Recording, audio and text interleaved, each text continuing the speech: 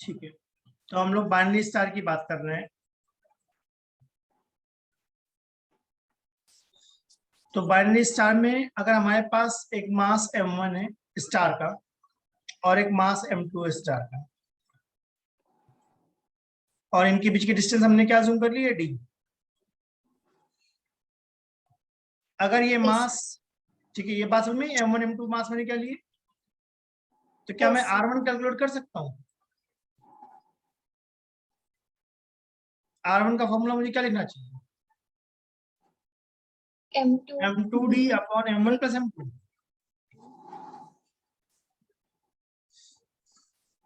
और r2 क्या होना चाहिए, m1d upon m1 plus m2। Yes, मैंने स्पेशल केस ले लिया क्या कि m1 और m2 क्या हो गए, इक्वल। इक्वल हो तो गए। क्या तब r1 d/2 हो जाएगा यस सर, यस। और r2 भी क्या हो जाएगा, d/2। d/2। तो बाइनरी स्टार सिस्टम में क्या होता है कि जो हमारे मास m1 और m2 हैं वो सेंटर ऑफ मास के अबाउट सर्कुलर पाथ में मूव करते हैं। सबने ध्यान दिया मैंने क्या बोला? Yes sir. बाइनरी स्टार में जो हमारे m1 और m2 मासेस हैं ये सेंटर ऑफ मास के अबाउट सर्कुलर पाथ में मूव करते हैं। अब सर्कल सुनते मेरे दिमाग में क्या आइडिया आ रहा है, mv square by centimetre force, सही बात है ना? यस सर्कल सुनते मेरे दिमाग में आ रहा है कि फॉर m1, अगर मैं m1 के बारे में सोच रहा हूँ तो फॉर m1 मुझे क्या लिखना चाहिए, m1 सेंटीमीटर फोर्स दिख रहा होगा मुझे। तो पहले हाँ। इनके बीच में फोर्स कितना है, g m1 m1 m2 by D by d square. square। क्या इस फोर्स को मैं mv स्क्वायर बाई r या mr ओमेगा स्क्वायर कह सकता हूँ? यस सर, कह सकते हैं। मैंने क्या लिख दिया, mr ओमेगा स्क्वायर, राइट। ठीक है सर। तो r में मैंने r1 डाला है क्या, सही बात है। Yes sir. बाइनरी स्टार में क्या खास बात होती है, दोनों स्टार का ओमेगा ये टाइम पीरियड इक्वल हो। सेम इक्वल होता है, ये इंपॉर्टेंट बात है, ठीक है। ठीक है। यस। जैसे मैंने m1 की इक्वेशन बनाई वैसे मैं m2 की भी बना सकता हूँ क्या? यस क्या लिखना चाहिए, G m1 m2 by d square equal to m r omega r2 square. तो पहले मास m1 था, रेडियस r1 थी, अब मास कौन है, m2 और m2 r2। बट ध्यान दो ओमेगा 1 एंड ओमेगा 2 नहीं कह रहा मैं, क्योंकि इक्वल हो। हाँ ओमेगा सेम। तो आई होप ये कॉन्सेप्ट समझ में आ रहा है क्या बताना चाह रहा हूँ। हाँ, हमने सर इस केस में m1 और जो m और r है उन्हें इक्वल माना है वैसे, लेकिन नॉर्मली नहीं होता, हाँ जरूरी मतलब नहीं है वो। इक्वल हो सकते हैं बट जरूरी नहीं। हाँ। जैसे मान लो एग्जाम यस। में क्वेश्चन आया m1 m2 की फॉर्म में, तो मैं इजी हाँ, करने के लिए क्या करूंगा, इक्वल कर देंगे उन्हें। मास इक्वल ले लूंगा तो ऑप्शन जल्दी हटा लूंगा क्या मैं, यस सर, यस, सही बात। मतलब मैंने एक आइडिया दे दिया कि अच्छा ठीक है मासेस को इक्वल कर देना उससे बात बन सकती है। ठीक है सर, ठीक है सर। बट अगर डेटा गिवन है मासेस दिस एंड दिस ऐसा कुछ, तो फिर मैं कैलकुलेशन करनी पड़ेगी। तो यस सर, बाइनरी स्टार में सही मेरे बात। दिमाग में बात बहुत अच्छे से क्लियर है कि बाइनरी स्टार का मतलब है ओमेगा सेम होगा, हाँ, ठीक है सर। ठीक है। ये इंपॉर्टेंट बात है कि भाई टाइम पीरियड या एंगुलर स्पीड सेम रहेगी, बाकी कुछ सेम हो जाएगा, ठीक है। ठीक है सर। ठीक है, तो अगले आगे बढ़े। Yes sir. ठीक है, अब देखो मैं क्या बताना चाह रहा हूँ। अब मैं बताना चाह रहा हूँ डिस्क प्रॉब्लम।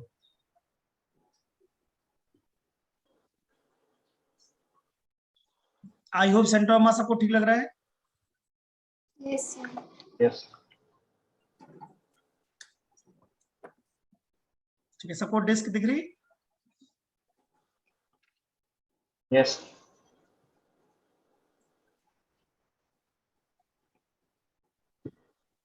उसमें से ये ब्लैक कलर का पार्ट मैंने कट करके निकाल दिया है, ठीक है।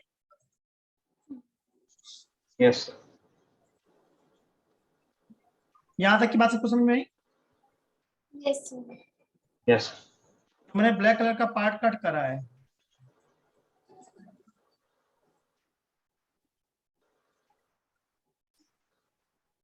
थोड़ा अगर ध्यान से देखो तो मैं ये बताना चाह रहा हूँ, जो मैं पार्ट कट कर रहा हूँ ब्लैक कलर का, क्या वो सेंटर को टच कर रहा है, बड़ी डिस्क के सेंटर को? जो रेड वाली डिस्क है, इस रेड वाली डिस्क की रेडियस मैंने कितनी ले ली है? Capital R. तो जो ब्लैक वाली डिस्क है, ब्लैक वाली डिस्क जो मैंने पार्ट कट करा है, यस क्या उसका सेंटर ऑफ मास r/2, 0 हो जाएगा? हाँ यस। देखो, छोटी वाली डिस्क का सेपरेटली ना सर, उसका सेंटर ऑफ मास। मतलब बड़ी डिस्क में से, रेड वाली डिस्क में से मैंने ब्लैक वाली डिस्क कट करके निकाल दी। ठीक है सर, ठीक है। ठीक है, ठीक है सर। तो ओरिजिनल सेंटर ऑफ मास जो रेड वाली डिस्क है, क्या वो C1 पे था? हाँ यस। ब्लैक वाली डिस्क का C2 पर। C2। अब हमने ब्लैक वाली डिस्क को कट करके निकाल दिया, तो आप जो सेंटर ऑफ मास है, जिस साइड कट करोगे उसके अपोजिट साइड सेंटर ऑफ मास भागेगा। हाँ तो अगर मैंने डिस्क राइट में कट करी है तो centre of mass of system कहाँ जाना चाहिए? लेफ्ट। बिल्कुल सही। कैसे निकालेंगे देखो, इसका मुझे एक तरीका पता है। X centre of mass equal to A1x1 minus A2x2 upon A1 minus A2। Cut करने पे मैंने क्या करा है? माइनस। अगर तुम इसके ऊपर पुट कर देते, नई डिस्क ला के रख देते, तब मैं क्या करता? तब प्लस करता। अच्छा ठीक है, ठीक है। हाँ समझ। मैंने बोला कट करने पे क्या करना है? सब्ट्रैक्ट। माइनस। अगर पुट करते तो क्या करता मैं? Plus. Add. Add. Very good. तो जो बड़ी वाली डिस्क है, क्या उसका एरिया मुझे πr² दिख रहा है? Yes sir. और सेंटर ऑफ मास कितना है? एक्स कोऑर्डिनेट 0 तो नहीं है? 0। 0। देखो, रेड वाली डिस्क का सेंटर ऑफ मास कहाँ पे था? 0 पे था। ठीक है, यस सर। अब जो ब्लैक वाली डिस्क है जो कट करा है मैंने, उसका एरिया कितना लग रहा है तुम लोगों को? मुझे तो πr/2 लग रहा है। Yes sir. और एक सेंटर ऑफ मास कितना है? r/2। r/2 upon πr² minus πr/2 सही है। Yes sir. मुझे लगता है ये बन जाएगा 0 minus πr³ upon 8 upon πr² minus πr²/4। Solve करो, बताओ कितना आ जाएगा? R/6 R/6। Sir minus r/6। हाँ मेरा तो मतलब माइनस r/6 आ रहा है। हाँ मतलब वही वही वही साइन के बिना बताया था। करके देख लो सब लोग। तो माइनस साइन क्या बता रहा है?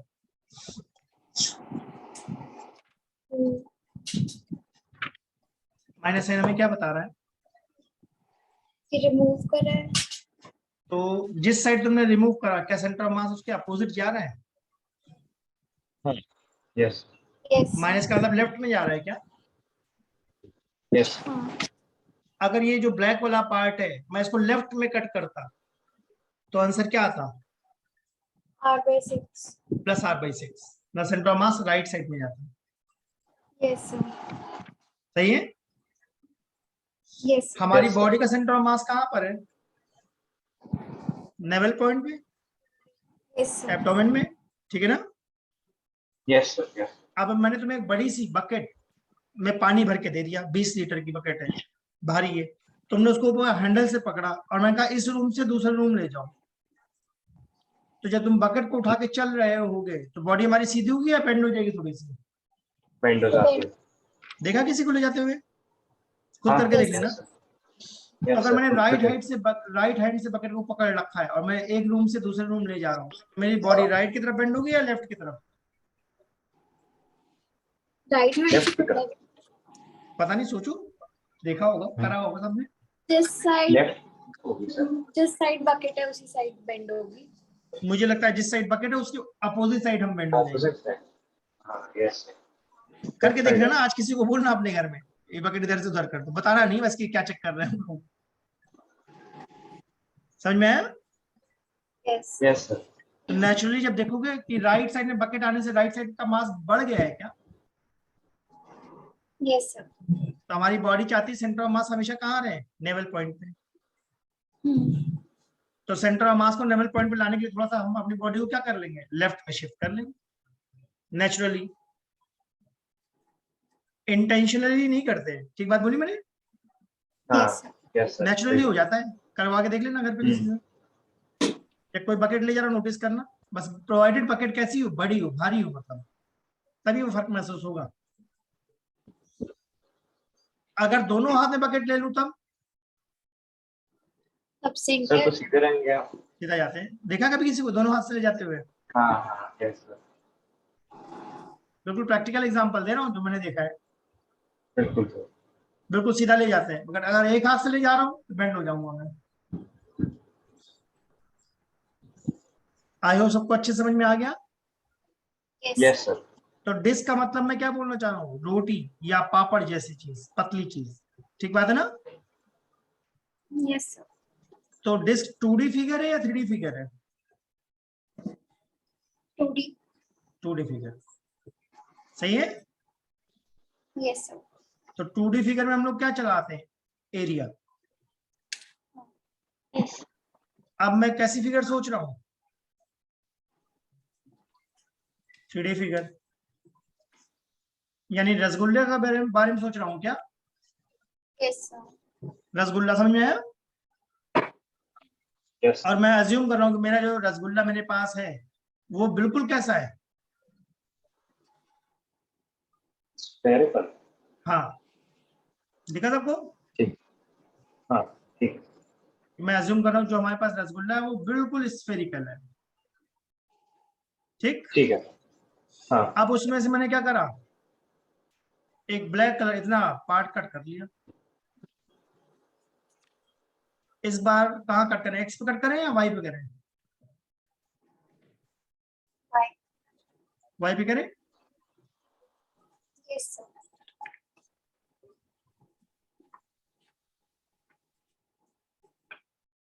ठीक है, तो अब तुम लोग इसका सेंटर ऑफ मास बता सकते हो, कैसे निकालूं मैं?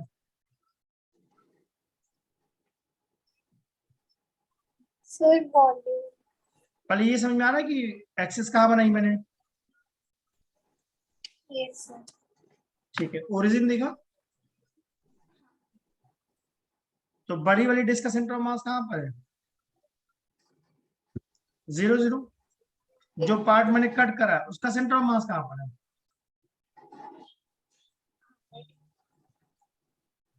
0,r/2। Yes sir. हाँ यस। ठीक है, अब मैं चाहता हूं तुम लोग उसका सेंटर ऑफ मास निकालने की कोशिश करो। 1 मिनट का टाइम देता हूँ, ट्राई करो, देखो क्या आता है।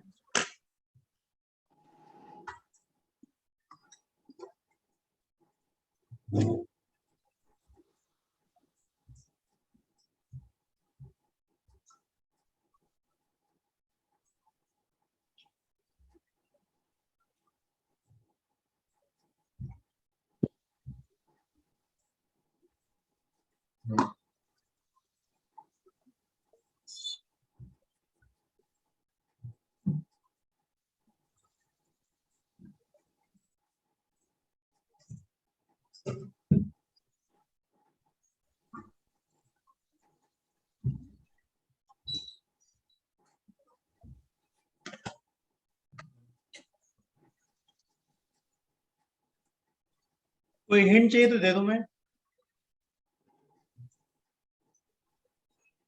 इस बार एक्स सेंटर ऑफ मास निकाल रहे हो या y centre of mass? Y. Y. तो क्या लिख रहे हो, एरिया पे सोच रहे हो या वॉल्यूम पर? -r/6 ही आ रहा है। बताओ भाई। अरे ठीक है, सॉरी। तो वॉल्यूम पे। मुझे तो लगता है V1 Y1 minus V2 Y2 upon V1 minus V2। Minus क्यों करा मैंने, क्योंकि रिमूव कर क्योंकि ब्लैक वाला पार्ट कट करके हमने निकाल दिया है। और एरिया की जगह वॉल्यूम क्यों लिखा है? क्योंकि 3D फिगर है। क्योंकि 3D वॉल्यूम होगा इसके अंदर।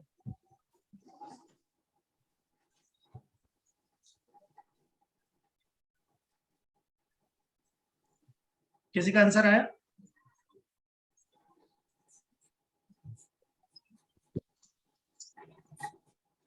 बड़ी वाली डिस्क का वाई कितना है? वाई कोऑर्डिनेट कितना है? सॉरी डिस्क नहीं, हाँ, स्फीयर का 4/3 पाई आर क्यूब। Yes sir. और जो पार्ट हमने कट करा है उसका वॉल्यूम कितना है? 4/3 पाई r/2 का होल क्यूब। बढ़िया। और वाई कोऑर्डिनेट कितना है कट वाले पार्ट का? r/9 प्लस r/2 ना? r/2। Yes sir. Plus r/2। जैसे अगर नीचे कट करता तो क्या मैं माइनस r/2 डालता? अच्छा Yes. अच्छा, प्लस r। ध्यान दिया ना? हाँ, मतलब कोऑर्डिनेट के साइन लेने हैं, ये बोलना चाह रहा हूँ। ठीक है सर। अब कैलकुलेट करो और बताओ कितना आ रहा है।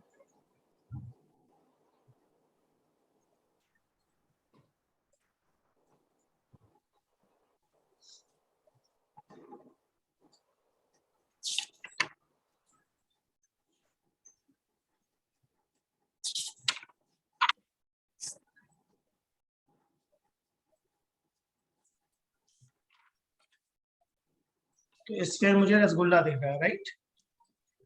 और डिस्क मुझे क्या दिख रही थी? रोटी या पापड़ कह लो।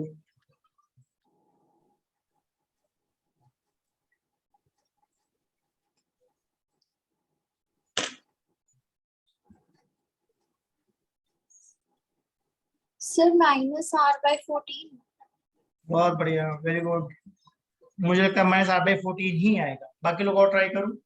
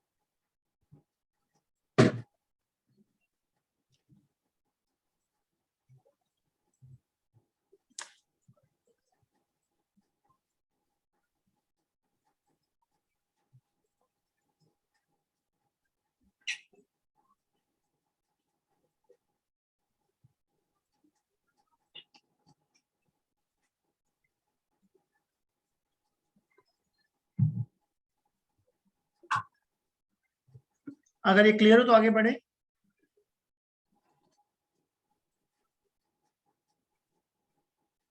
थोड़े से क्वेश्चंस ट्राई करें हम।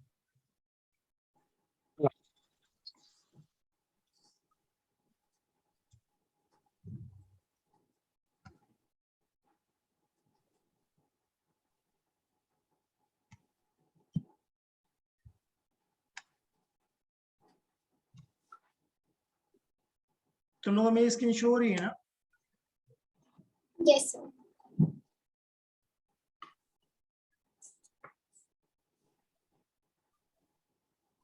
ठीक है, तो क्वेश्चन नंबर दिख गया मुझे। बहुत ही बढ़िया क्वेश्चन है। देखो सब लोग कर पाओगे फर्स्ट क्वेश्चन?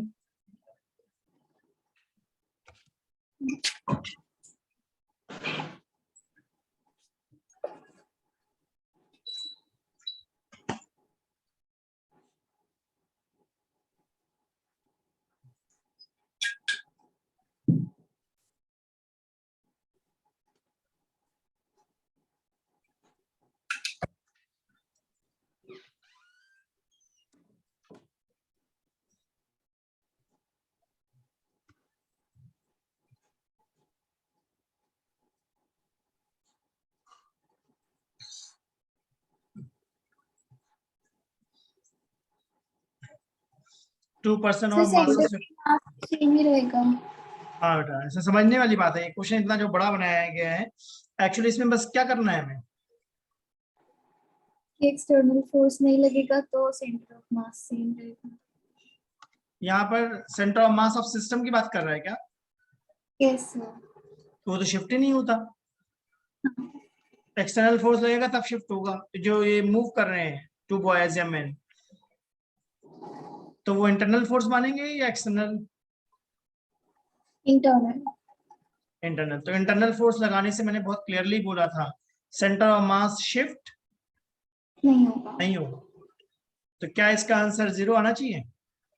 Yes sir. सभी लोग बताओ, सही बात है, ये आना चाहिए। है ना? ये अच्छा क्वेश्चन था भाई मेरे हिसाब से, लॉजिकल।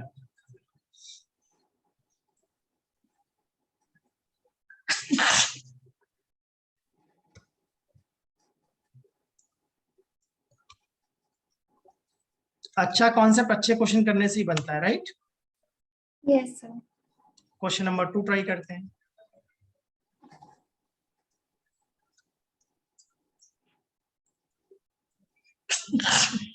सॉरी,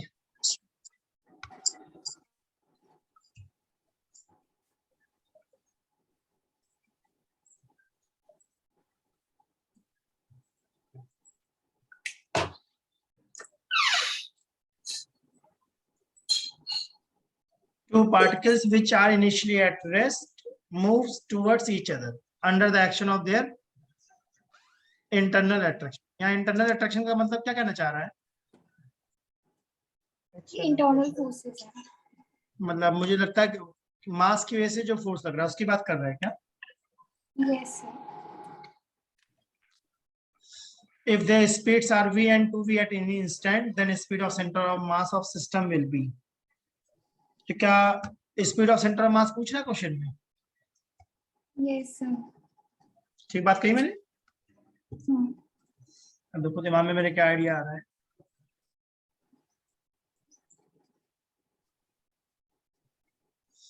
क्या आज हमने कुछ ऐसा पढ़ा है, x centre of mass is m1x1 plus m2x2 upon m1 plus m2। Yes sir. अगर एग्जाम में वाई सेंटर ऑफ मास पूछता है तो क्या मैं सिमिलर लगा दूंगा? हाँ। m1y1 plus m2y2 upon m1 plus m2। ठीक है। Yes sir. अगर z सेंटर ऑफ मास पूछेगा तब m1 z1 plus m2 z2 upon m1 plus m2। अगर वेलोसिटी ऑफ सेंटर ऑफ मास पूछेगा तब m1 v1 plus m2 v2 upon m1 plus m2। ठीक है, तो वेलोसिटी है तो यहाँ वेक्टर लगा दिया क्या मैंने? Yes sir. इसका मतलब साइन लेना। एक्सेलरेशन ऑफ सेंटर ऑफ मास क्या होगा? m1 e1 plus m2 e2 upon m1 plus m2। बढ़िया, लॉजिकल लगा? Yes sir. बहुत बढ़िया। तो अपने क्वेश्चन पे वापस आ जाएं। क्वेश्चन नंबर 2 देखो क्या लग रहा है।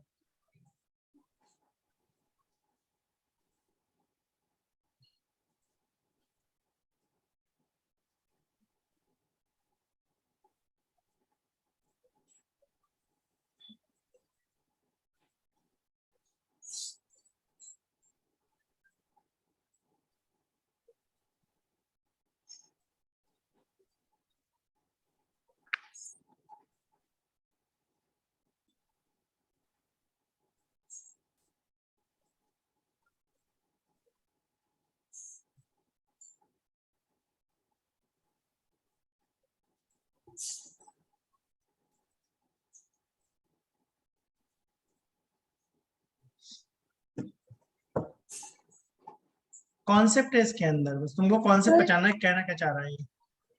सर इसमें वैसे फोर्सेस तो इंटरनली हैं।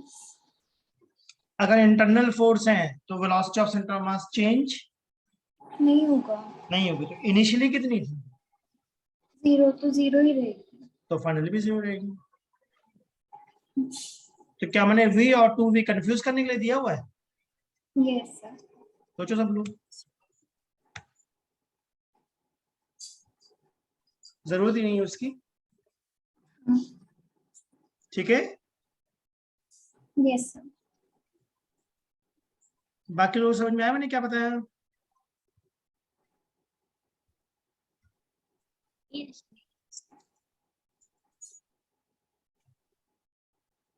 क्वेश्चन नंबर 3 ट्राई कर सकते हैं?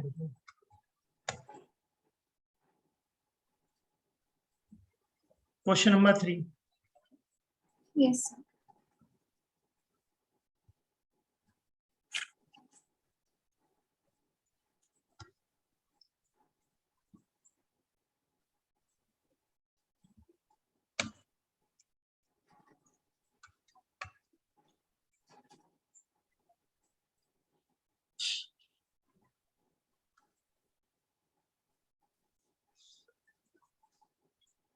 कौन सा फॉर्मूला सोच रहे हो इसके बारे में? M1 R1 plus M2 R2 divided M1 plus बढ़िया, M2। फटाफट लगाओ। सिंगल स्टार है मतलब इजी क्वेश्चन है, जल्दी से लगाओ। M1 R1 plus M2 R2 upon M1 plus M2।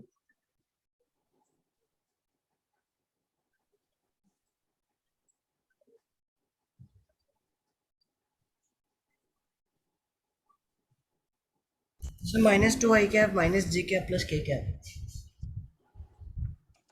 बढ़िया, और किसी का?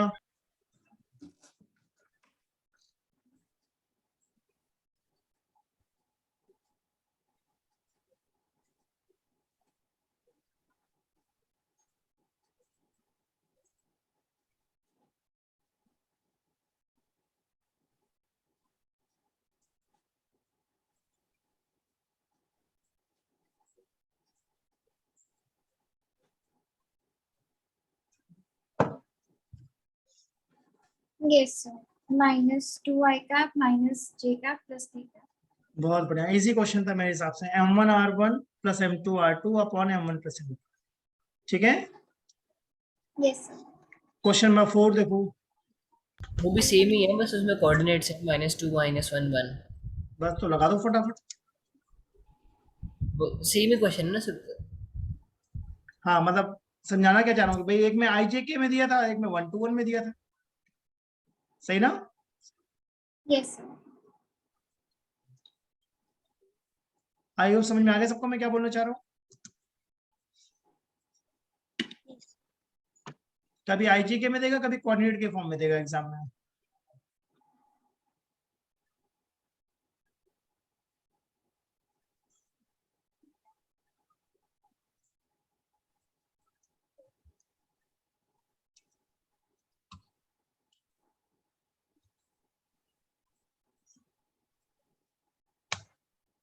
Question number 5।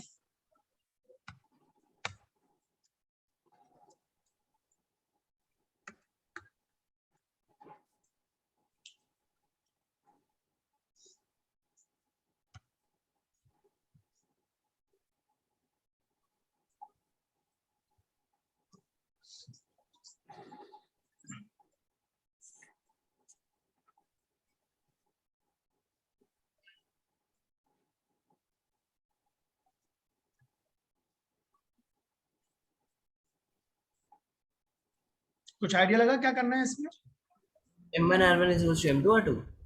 बढ़िया, बिल्कुल सही। M1 R1 equal to M2 R2, तो क्या आंसर आ रहा है इससे?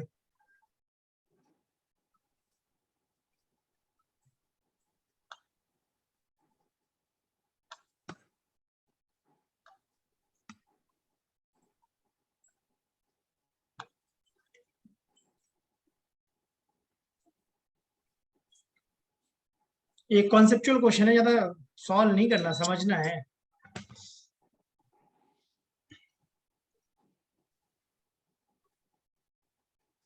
क्या M1 को हमने D डिस्टेंस पुश कराएं?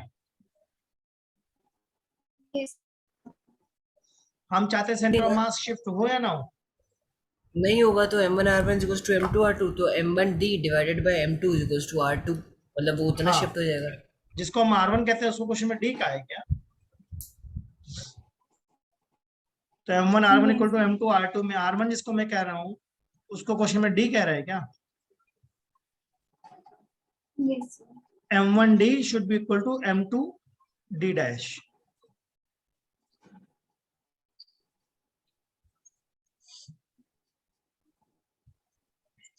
ठीक कह रहा हूं? किसी को फर्स्ट ऑप्शन तो नहीं लग रहा? Yes, sir.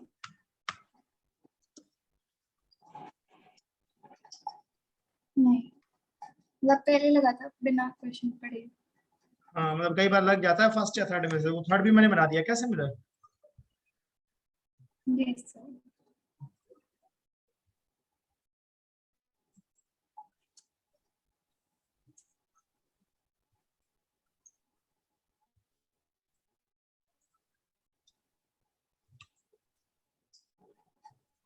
Question number 6।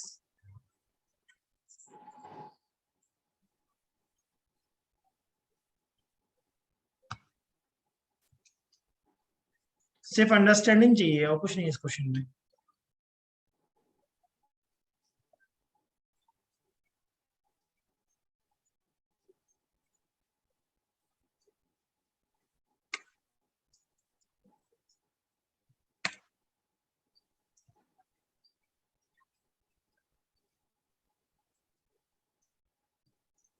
Question number 6।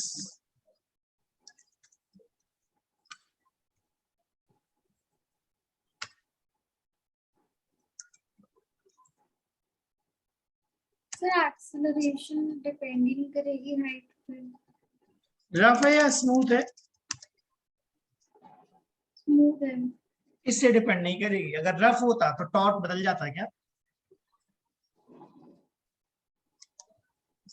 Rotation हम नेक्स्ट क्लास में पढ़ेंगे। तो आज मैं आइडिया दे रहा हूं कि भाई अगर सरफेस स्मूथ है तो फ्रिक्शन लगेगा या नहीं लगेगा? नहीं लगेगा। तो किसी भी पॉइंट पे लगाओ, सब पॉइंट पे एक्सेलरेशन सेम ही होगा क्या? Yes. बढ़िया, तो इसका आंसर डी होना चाहिए। ठीक है। Yes, sir.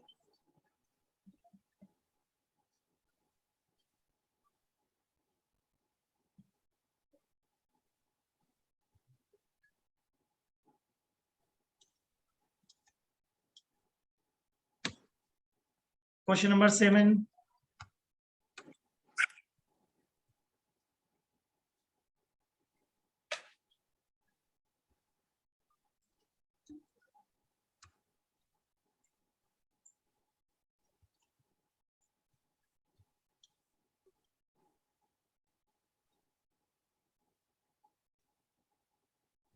सर ट्रायंगल है तो सेंटर ऑफ मास सेंट्रॉइड पे होगा तो Identical metal balls each of radius r placed touching each other. The center of mass of system is located at। Centroid पे होगा तो मतलब point of intersection of the medium. A option तो बिल्कुल ही फालतू लग रहा है, हॉरिजॉन्टल। बी भी Yes, बिल्कुल sir. फालतू लग रहा है। सी कह रहा है line joining centre of any two balls, गलत। Point of intersection of medians, ये सही लग रहा है मुझे। Yes, sir. सर वैसे अभी जो इस मीडियम क्लास के बाद बेटा मैं फ्रिक्शन वाली क्लास लूंगा, ठीक है ना? ठीक है सर। तो मीडियम्स उस पे वाली क्यों क्लास को भी। होगा? हाँ बेटा बोलो। मैं कह रहा हूँ मीडियम्स पे क्यों होगा? हाँ दिखा रहा हूँ ना क्यों होगा। अभी इसके बाद वाली क्लास को भी ज्वाइन कर लेना, उससे भी फायदा मिलेगा तुम्हें। ठीक है सर। ठीक है, बीच में अभी 10-15 मिनट का ब्रेक ले लेंगे इस क्लास के बाद। फिर 11 बजे से दूसरी क्लास स्टार्ट कर देंगे। फ्रिक्शन आपने अभी कंप्लीट नहीं बताओ। कराया था पिछली क्लास में? हाँ अभी और कराऊंगा। अच्छा ठीक है। क्या C1 C2 C3 दिख रहा है सबको? Yes, sir. हाँ ठीक यस है। सर। तो क्या C1 C2 C3 हमारे, अगर इनको ज्वाइन कर दो तो एक ट्रायंगल बना देंगे? Yes, sir. C1 कौन है? Centre of mass of ball 1, ठीक है। Yes. C2 कौन है? Centre of mass of ball 2 and C3 centre of mass of ball 3। क्या ऐसा कोई फॉर्मूला है हमारे पास? M1x1 plus M2x2 plus M3x3 upon M1 plus M2 plus M3 है? Yes.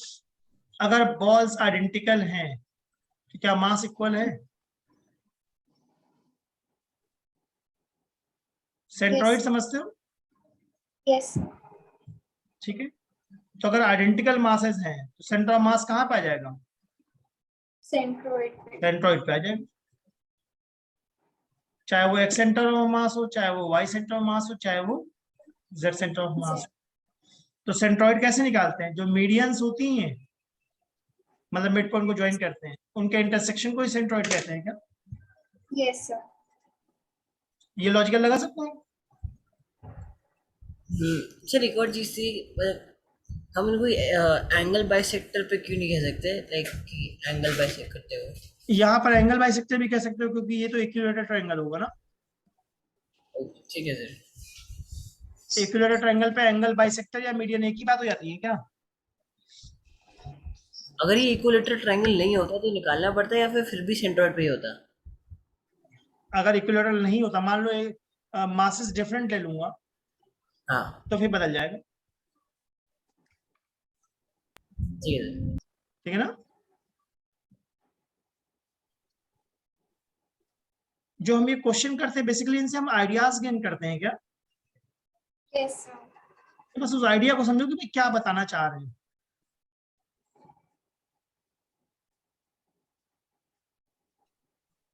और जितने ज्यादा क्वेश्चंस करेंगे क्या, उतने ज्यादा कॉन्सेप्ट समझ में आते हैं। Yes sir. तो बस करते जाओ करते जाओ। Question number 8।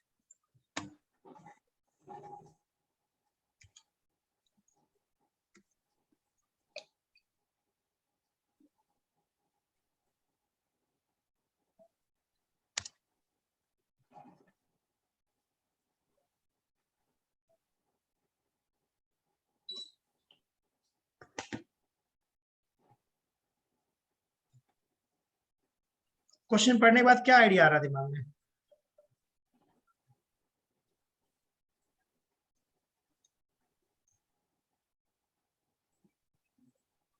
सर वो प्लैंक वाला। बिल्कुल सही, बिल्कुल सही, वेरी गुड। प्लैंक वाला ही क्वेश्चन लग रहा है मुझे तो देखने में। Yes sir.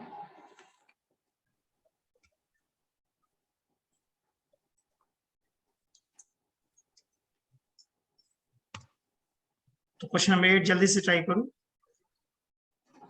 लॉजिकल क्वेश्चन है, देखो दोनों मास इक्वल दिए हैं क्या? तो मिड पे आ जाएगा। तो मिड पे आ जाना चाहिए। सही बात है। Yes sir. तो क्या मैंने क्वेश्चन और बना दिया सिमिलर?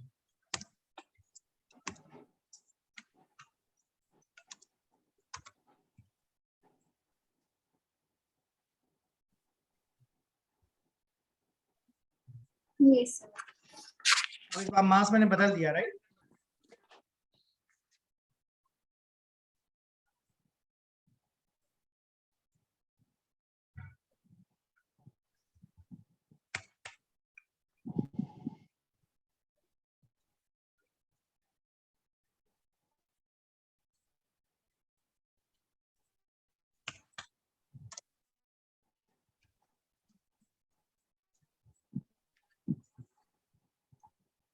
अब 100 करो, बताओ कब मिलेंगे हम?